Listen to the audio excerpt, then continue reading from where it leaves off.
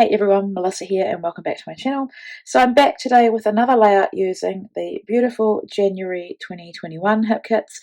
I know that the February kits were late shipping, but they're on their way, and for me here in New Zealand it always takes probably at least a couple of weeks, but I'm happy. I adore this beautiful kit and I'm loving playing with it and creating more layouts with it. So it is Thursday, it is main kit Thursday, and for this we create with either the main in the cardstock kit or the pocket life in the cardstock kit. And my extra added challenge, I guess, is to use border punches and stitching. And I thought I'd just start by showing you my 3 border punches. This is all I have. I have a scallop one from Stampin' Up! That I got years and years ago, probably when I first started scrapbooking. I just had to have it, and I was really inspired by Chamel when I was probably watching Two Peas in a Bucket, and she would pull out her border punch and use it, and I had to have one too. And then after that, my sister sent me this one from London. She found out that I was into scrapbooking and sent me a box of supplies, and this was included. So it creates a beautiful kind of lacy floral effect. And then my most recent one, but still several years old, is a notebook edge punch. And it creates the look as if you've pulled the spiral, or you've pulled paper off a spiral edge. And so it's really cute. I love using this one for back to school layouts, but I just will use it for anything really. It just adds some nice texture. So I'm hoping to use the 3 of them. And then paper that I've pulled from the main kit, I've got some scraps here. I have tried to stick to smaller kind of repeating patterns because I think that will look best with particularly, the more detailed border punch. I think a scallop punch could get away with a more busy pattern. And I think the notebook edge, it won't really matter because all you're really going to see is an edge with that kind of spiral notebook look on it. So yeah, just a few scraps. I've also got some of these branding strips, which I think will work really well with what I'm intending to create. I'm probably going to cut that one off and maybe do a border with that floral as well. I think that's the biggest pattern that I'm using. This paper that I love, I'll probably fussy cut some of them as well, possibly. Another border strip, the star paper that I've seen a design team make amazing layouts with, and then this kind of lime green yellow heart paper is a small repeating pattern as well. I also pulled this one out. I don't know, I might fussy cut some of them. I don't know if I'll use the border punch. And then from the cardstock kit, I have pulled the purple. This one is actually Turquoise Mist. So turquoise, the purple, and the yellow. And my photo that I'm working with today, and I am thinking about this as a background, possibly, or white, I'm not sure yet. But my photo is photo I took of Brielle. We went to a friend of hers and a friend of mine, actually. My friend's son was turning 6, and he had a birthday party at Site Trampoline, which is, I know a lot of you have these as well, just the trampoline, I was going to say trampoline park, but it's inside. It's like a big trampolining centre, and you can have birthday parties at them, and they've got a little room for the party. And I managed to snap this photo. I've zoomed it in quite quickly. I've zoomed it in quite closely, and I have kind of blurred out the people in the back. You can't really see them, so yeah, I managed to capture her up in the air like that, and it's a really cute photo. So it's not a perfect photo, but it's a perfect moment captured, and I'm really keen to scrap that. So yeah, let's get started. So the first thing I did was get my paper trimmer and trim off the branding strip, and then cut my papers with whatever was on the paper. Like in that instance, it was hearts that had to go the right way up, so I wanted to cut my paper vertically, and then I'm just trimming off any pieces that are uneven and then cutting these into strips. I didn't think too hard about what width to cut them, I just cut them. And at this point I'm not thinking about what length I want my border strips to be. My main aim right now is to just cut the borders with the border punches, and then I'll work on that later. So the key to these punches, they're all different. This one I use the guide to line it up, and you want to make sure that you have enough of the pattern still within the punch so that you don't so that you don't make a mistake and have a gap. So with the Scallop Punch, I turn it over and line it up. I don't know why I do. I find that easier than using the guide. The thing with a scallop is you don't want to punch the same piece twice or it gets uneven. I think I did slightly, I don't know if it was this one or one of the other ones that I cut. And I think I'm just going to show you all three punches, and then I'll do the rest off camera. So this one I'm also using the guide. This is probably the easiest punch of the three to use, and it's really cute. Look how it looks. I love it, and you can ruffle up the edges of that one in particular too to look like it has actually been pulled out of a spiral notebook. So yeah, I'm roughing it up there, and I just use my paper trimmer to trim it off. Sometimes it doesn't cut right through, but that's fine. I just use my scissors to cut through. So then I machine stitched all of these border strips in corresponding colours. I didn't do this on camera because the way I'm set up, my machine would totally take up the whole screen. You wouldn't see anything. And then I'm lazy and I don't change the colour of my bobbin underneath. I know a lot of you are probably the same. So I don't want that white strip or white piece of cotton to be showing. So I'm just trimming it off and also using my edge distressor to ruffle up the edges. And so here I've used a couple of the branding strips as well. I've just left them plain. I think they look quite good. They provide a bit of, they mix it up a bit so they're not all the same. And yeah, just trimming off these white bits. I think one of these pieces I may have stitched in white thread. I think it's a plain border strip. Or sorry, it's a branding strip. And when it came to that one, I left both of the threads. It doesn't matter. No one's going to look at it and say, hey, how come you've got two threads on this one and not the other? So when you see my layout, as it comes together, I'm leaving these long and I want them to represent the movement in the photo. And when you look at them, it's just like a mass of thread colour. So something a little bit unusual about this layout is that I'm not using any mixed media at all. I mean, I'm not up for mixed media with this challenge, but if I want, I could add a few splatters, but I actually decide that I like it without that. And there's enough going on, there's enough movement created in my design without having to add that. And I also didn't want to, I don't know, get any splatters on threads or even these pieces of paper. I just wanted them left plain.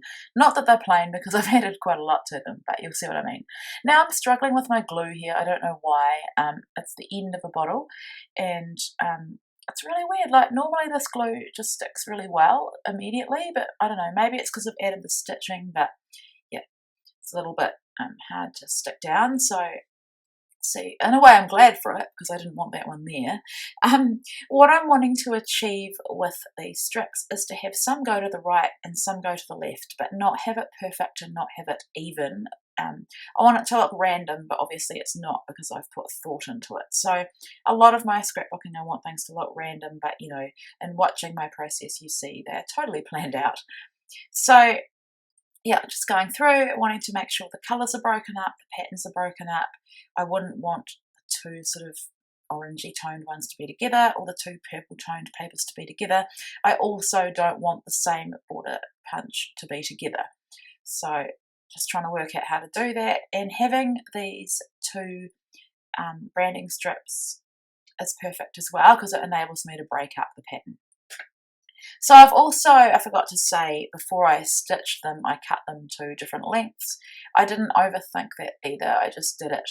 And I didn't plan out where I was going to place them, I just knew that I'd have to make it work. So yeah, I'm really happy with how this turns out. I love that sort of look of a whole lot of different paper together, and I've always loved paper strips. And what I love about these assignments is that they push me to do things that I may not normally do. They push me out of my comfort zone. And I think every single time I've created a layout that I absolutely love and there's something in it that I think I'll use again. So I'm wanting to leave these long. Some of them are too long, so I'm trimming them off. And you'll notice that they do go off the page, but I'm going to arrange them in a way that they will be fully on the page. Now I'm allowed to use the cardstock kit as well. So I'm just using this piece of pale yellow. I think it brings out the yellow in her t-shirt and is just a good plain border or matte between all that busyness of the pattern papers and my photo, because the photo is always the star of my layout. For me, anyway. So as always, I add double-sided tape to my just plain old craft foam, and then I add liquid adhesive as well. I've gotten really pedantic in the last few months of having to line everything up straight, especially when it comes to a photo. So just using my little triangular ruler there and getting my photo down, and I am sorry about the glare from my ring light.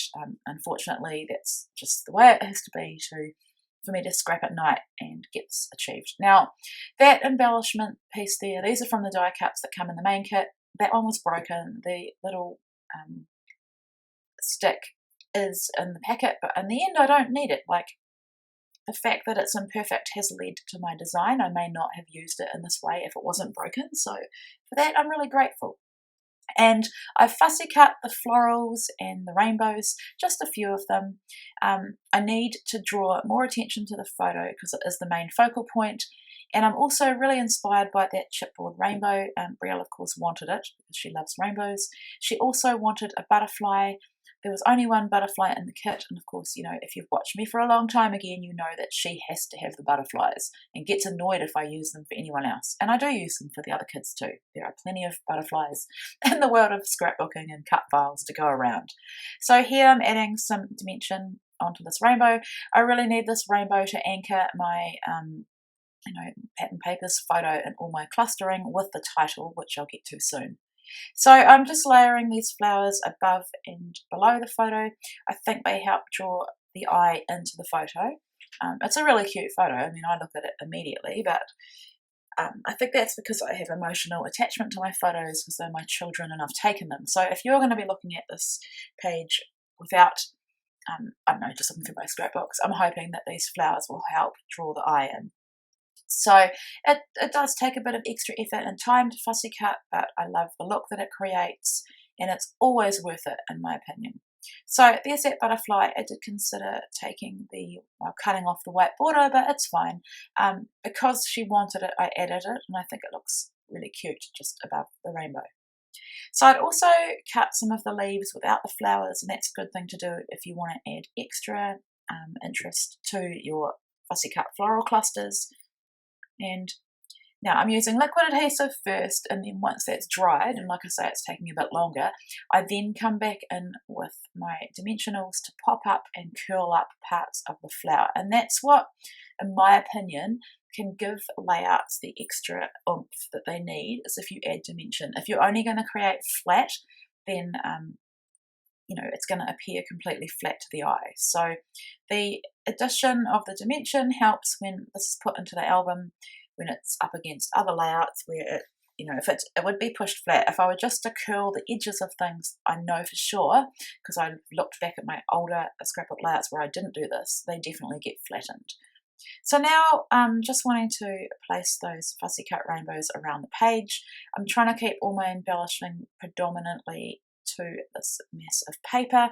I do have a few things that go off the edge, and I think that's a nice touch as well. So I don't think I have any rhyme or reason in the way that I embellish. I just move to the areas that I think need it. So I also don't overthink, design rules.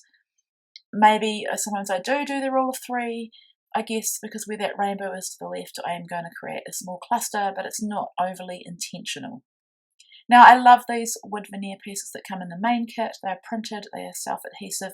If you're going to add them onto a lot of texture, like I have here with lifted edges of paper and also the stitching, you will need to add extra liquid adhesive. And that doesn't bother me, it's perfectly fine. I did try to get that heart onto the page, but I couldn't make it work. And then just playing around here to see if there's anything else I can add. So a little chipboard flower. Did consider that chipboard piece, the other larger chipboard flower, but I couldn't make it work. So I added this tiny little chipboard yellow heart to the rainbow. I think that's a really cute touch. And now I'm wanting to work on my title. Brielle came in to look as I was making this, really excited of course that I was making a page for her, and I asked for her input into the title. I wanted to call it Jump for Joy, and I wanted her to have input into that, and she loved it, so we went with that.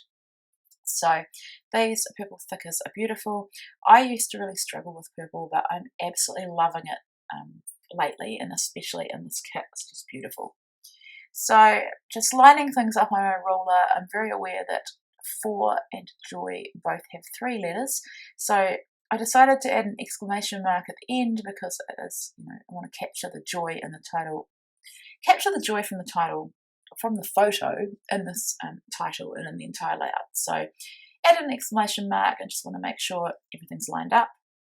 Loving how it's looking. And then these beautiful puffy buttons and hearts. I'm adding that little heart in the middle of the O for 4. Sorry, my cat is now up to mischief, of course, because I'm busy doing this. And then adding a few of these buttons just to look like they are holding elements down. So I love these buttons. I think I've said it before.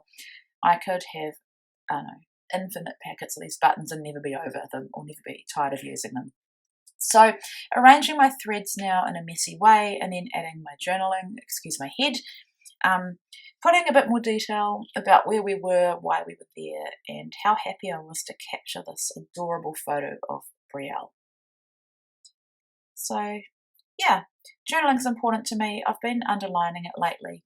I will come back and add the date off camera because I'm using my phone to record this. So that's my final layout. I hope I've inspired you to pull out your border punches and use them on your layouts and also to add some stitching. Thank you so much for watching.